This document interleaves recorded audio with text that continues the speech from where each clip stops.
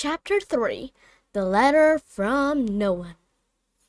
The escape of the Brazilian boa constrictor earned Harry his longest ever punishment. By the time he was allowed out of his cupboard again, the summer holiday had started, and Dudley had already broken his new camera, crashed his remote-control airplane, and first time on his racing bike, knocked down old Mrs. Fig as she crossed Private Drive on her crutches. Harry was glad school was over, but there was no escaping Dudley Gaines, who visited the house every single day. Peters, Dennis, Malcolm, Gordon were all big and stupid, but as Dudley was the biggest and stupidest of the lot, he was a leader. The rest of them were all quite happy to join in Dudley's favorite sport, Harry hunting. This is why Harry had spent as much time as possible out of the house, wandering around and thinking about how the end of holidays, where he could see a tiny ray of hope. When September came, he would be going off to secondary school, and for the first time in his life, he wouldn't be with Dudley.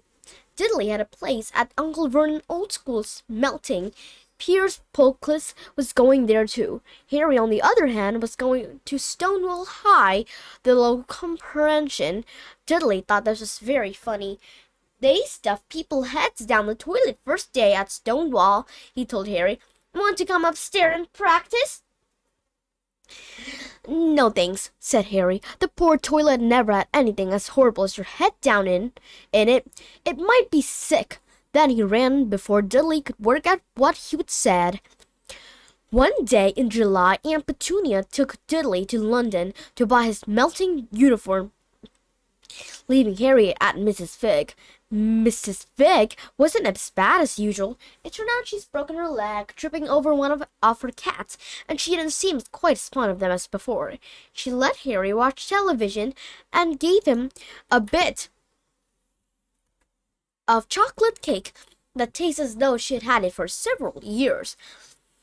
That evening, Dudley had paraded around the living room for the family in his brand new uniform. His melting boys wore maroon tailcoat, orange knickerbocker, and a flat straw hat called boaters. They also carried knobbly stick, used for hitting each other while the teacher weren't looking.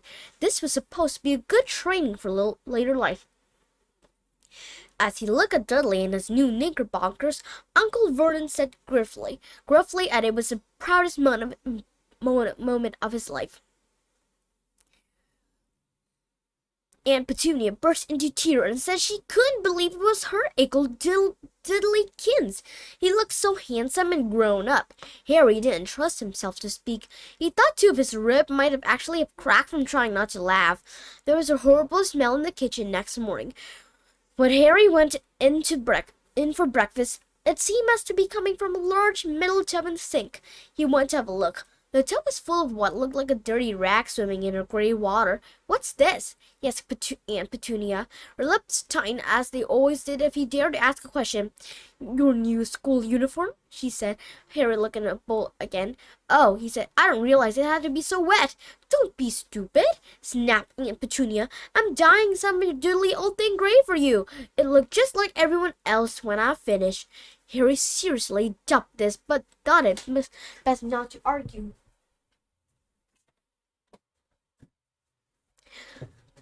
He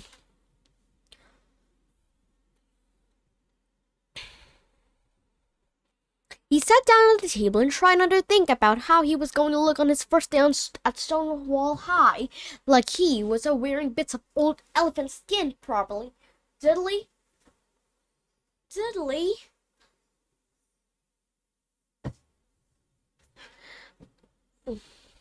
Dudley and Uncle Vernon came in. Both of them wrinkled nose because of the smell of Harry's new uniform. Uncle Vernon opened his newspaper as usual, and Dudley banged his melting stick, which he carried everywhere on the table. They heard the click of letter box and flop of letter on the doormat. "Get the post, Dudley," said Uncle Vernon from behind his paper. "Make Harry get it. Get the post, Harry. Make Dudley get it. Poke him with the smelting stick, Dudley." Harry dodged the smelting stick and went to get the post. Three things lay on the doormat: a postcard from Uncle Vernon's sister Marge, who was holidaying on the Isle of Wight, a brown envelope, and that looked like a bill and a letter for Harry.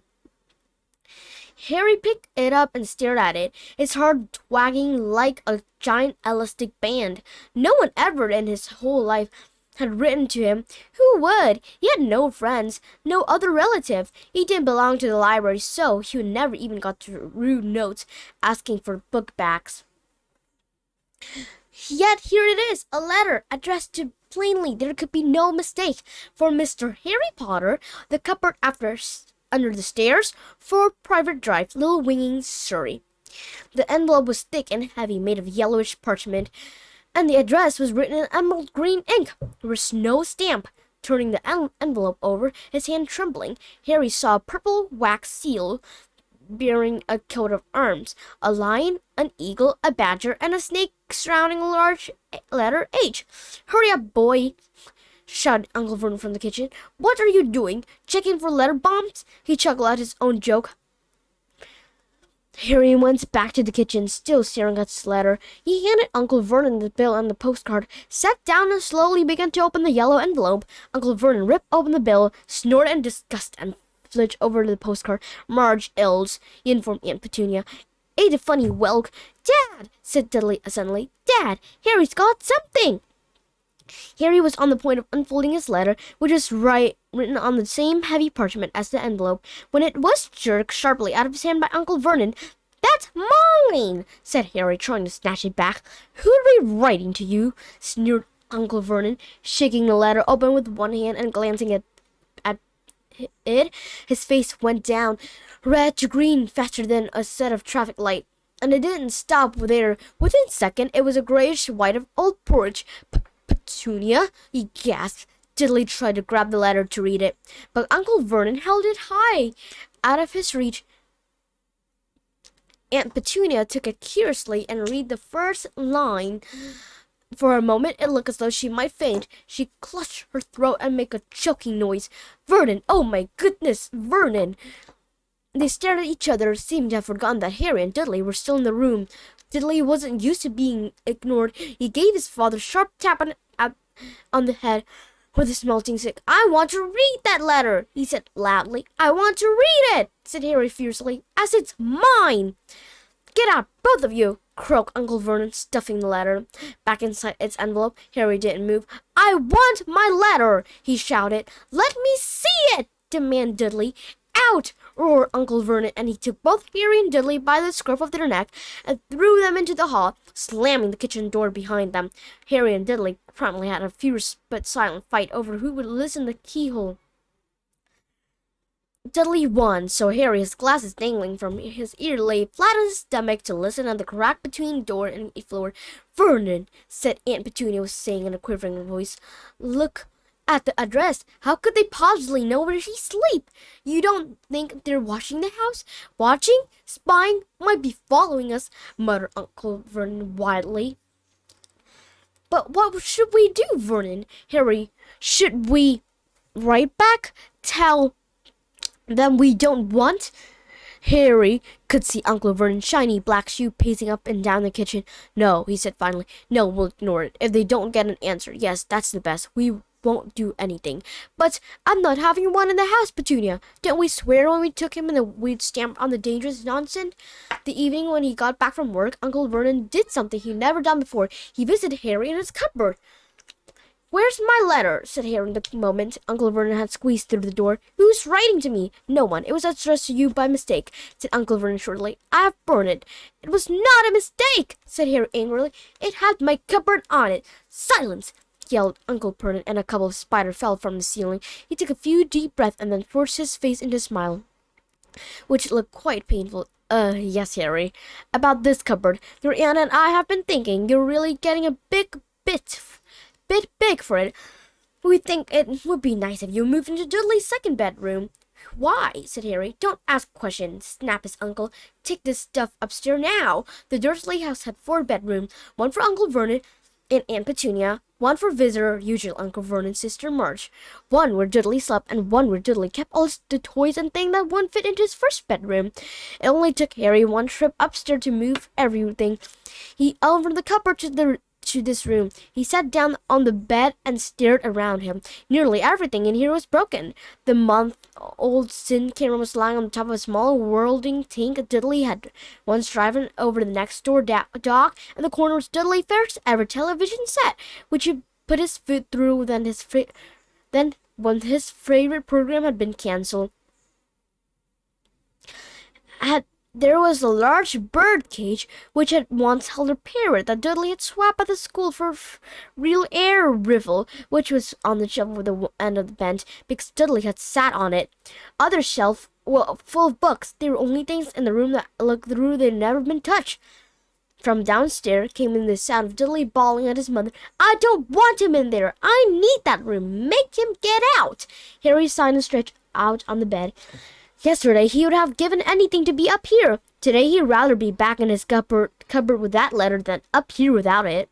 Next morning at breakfast everyone was rather quiet. Dudley was in shock. He'd scream, whack his father with a melting stick, been sick on purpose, kick his mother and thrown his torches through the greenhouse roof. And he still didn't have his room back. Harry was thinking about this time yesterday and barely wishing he would open the letter in the hall. Uncle Vernon and Aunt Petunia kept looking at each other darkly. When the post arrived, Uncle Vernon, who seemed to be trying to be nice to Harry, made Dudley go and get it. They heard him banging things with his smelting stick all the way down the hall. Then he shouted, "There's another one! Mr. Harry Potter, the smallest bedroom, 4 Private Drive." With a strangled cry, Uncle Vernon leapt his seat and ran down the hall. Harry right behind him. Uncle Vernon had to wrestle Dudley to the ground to get the letter from him, which was made difficult by the fact that Harry had grabbed Uncle Vernon around the neck from behind. After a minute of confused fighting, in which everyone got hit a lot by the smelting stick, Uncle Vernon straightened up, gasping for breath, which with Harry's letter clutched in his arm. "Go to your cupboard, your bedroom," he wheezed at Harry. "Dudley, go! Just go!" Harry walked around and around his new room. Someone knew he had moved out of his cupboard, and they seemed to know he had received his first letter.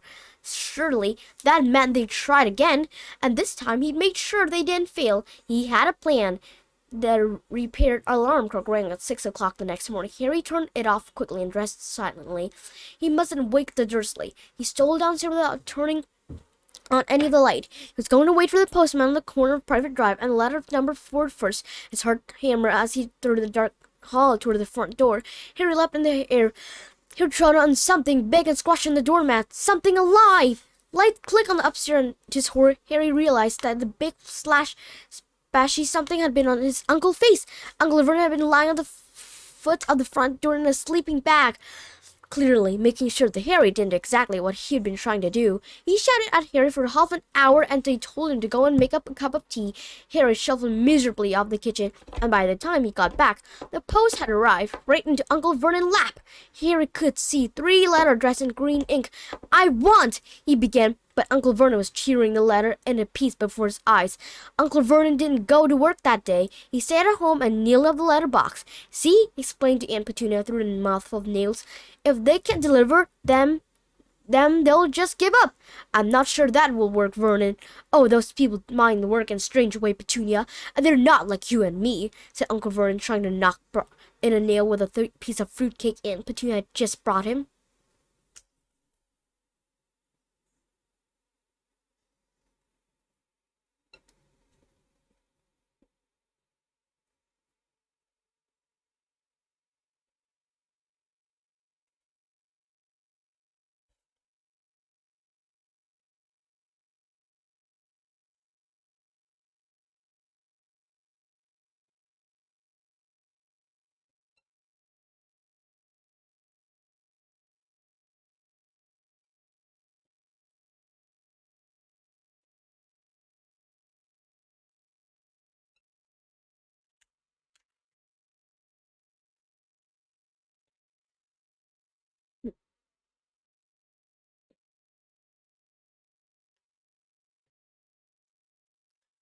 On Friday, no fewer than 12 letters arrived for Harry.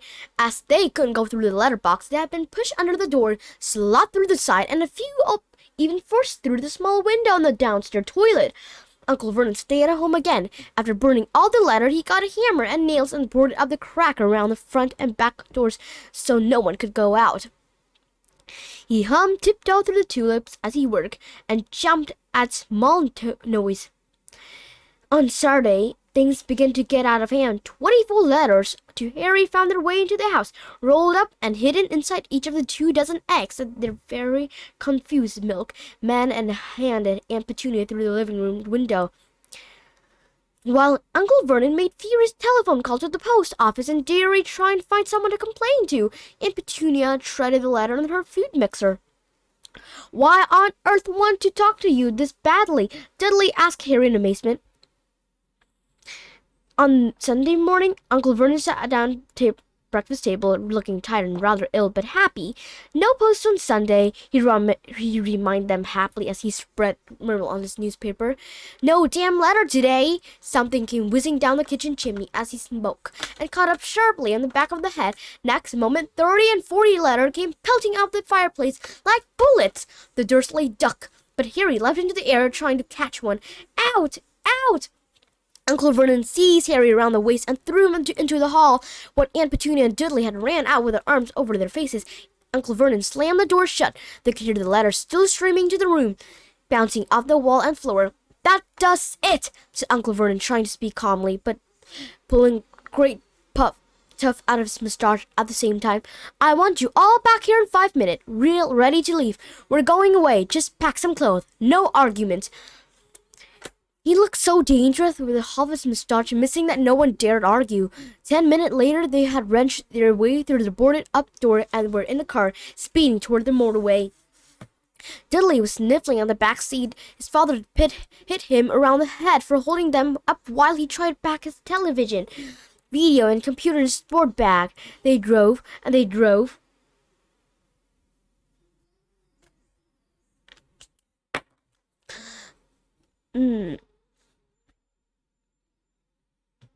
They drove and they drove. Even Aunt Petunia didn't dare ask where they were going. Even now and then Uncle Vernon would take a sharp turning and drive in the opposite direction for a while. "Shake him off! Shake them off!" he would mutter whenever he did this. They didn't stop to eat or drink all day. By nightfall, Dudley was howling. He had never had such a bad day in his life. He was hungry, he had missed 5 television programs he wanted to see, and he'd never gone so long without blowing up an alien on his computer.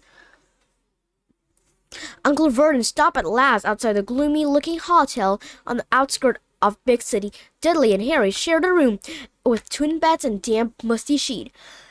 Dudley snored, but Harry stayed awake, sitting on the window still staring out at the light of passing cars and wandering. They ate stalled cornflake and cold tinned tomatoes on toast for breakfast next day. They just finished when the owner of the hostel came over to their table. "Excuse me, but is one of you Mr. Harry Potter?" "Only I got about an under of these at the front desk." She held up a letter so they could see the green ink address. Harry made a grab for a letter, but Uncle Vernon knocked his hand out of the way. The woman stared. "I'll take them," said Uncle Vernon, standing up quickly and following her from the dining room. "Wouldn't it be better just to go home, dear?" Aunt Petunia suggested timidly hours later, but Uncle Vernon didn't seem to hear her.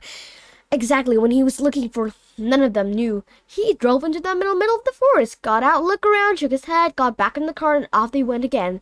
The same thing happened in the middle of the plough field, halfway across the suspension bridge, and at the top of the multi-story car park.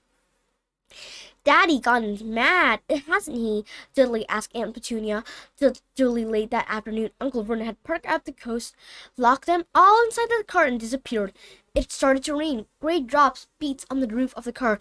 Dudley sniffled. "It's Monday," he told his mother. "The great humor's on tonight. I want to stay somewhere with a television." Monday? This reminded Harry of something. If it was Monday, you could usually count on Dudley to know the days of the week because of television. Then tomorrow, Tuesday, was Harry's 11th birthday. Of course, his birthdays were never exactly fun. Last year, the Dursley had given him a coat hanger and a pair of Uncle Vernon old socks. Still, you weren't 11 every day. Uncle Vernon was back, and he was smiling. He was also carrying a long, thin package. And didn't answer Aunt Petunia when she asked what he brought. Found the perfect place, he said. Come on, everyone, out! It was very cold outside the car. Uncle Vernon was pointing at what looked like a large rock away out of to sea, perched on top of the rock of the most miserably little shack you could imagine. One thing was certain, there was no television in there. Storm forecast for tonight, said Uncle Vernon gleefully, clapping his hand together. And this gentleman kindly agreed to lend us his boat. A toothless old man came ambling to them, pointing with a rather wicked grin at an old rowing boat bobbling in iron gray water below them. I've already got us some ration, said Uncle Vernon, so all aboard. He was freezing in the boat. Icy sea spray and rain crept down their neck, and chilly wind whipped their faces. After what seemed like hours, they reached the rock, where Uncle Vernon, slipping and sliding, led the way to the broken-down house. The inside was horrible. It smelled strongly of seaweed. The wind whistled through the gap, and the wooden wall and its fireplace were damp and empty. There were only 2 rooms. Uncle Vernon ration turned to be a packet of crisps, each of 4 bananas. He tried to start a fire, but the empty crisp packet and smoke shriveled out. Could do with some of those later now, he said cheerfully. He was in a very good mood, obviously. He thought nobody stood a chance of reaching them here in a storm to deliver post. Harry privately agreed, though the heat thought didn't cheer him up at all. As nightfall, the promised storm blew up around them. Spray from the high waves splattered the wall of the hut, and a fierce wind rattled the filthy window. Aunt Petunia found a way for Dudley on moth-eaten sofa. She and Uncle Vernon went off to the lumpy bed next door, and Harry was left to find the softest bit of the floor he could go and curl up under the thinnest, most ragged blanket. The storm racked more and more fiercely as the night went on. Harry couldn't sleep. He shivered and turned over, trying to get comfortable, his stomach rumbling with hunger. Dudley's snore were drowned by the low roll of thunder and started near. Midnight. The light dial on Dudley's watch, which was dangling over the edge of the sofa on his fat wrist, told Harry he would be 11 in 10 minutes' time. He laid and watched his birthday tick nearer, wondering if the Dursley would remember at all, wondering where the letter writer was now. 5 minutes to go. Harry heard something creak outside. He hoped the roof wasn't going to fall in, although he might be warmer if it did. 4 minutes to go. Maybe the house and private drive would be so full of letters when they got back that he would be able to steal one somehow. 3 minutes to go. Was that the sea slapping hard on the rock like that? And 2 minutes to go. Was that the funny crunching noise? Was the rock crumbling into the sea? 1 minute to go, and he would be 11. 30 seconds. 20, 10. 10, 9. Maybe he'll wake Dudley up just to annoy him. 3, 2, 1. Boom! The whole shack shivered, and Harry sat bolt upright, staring at the door. Someone was outside, knocking to come in.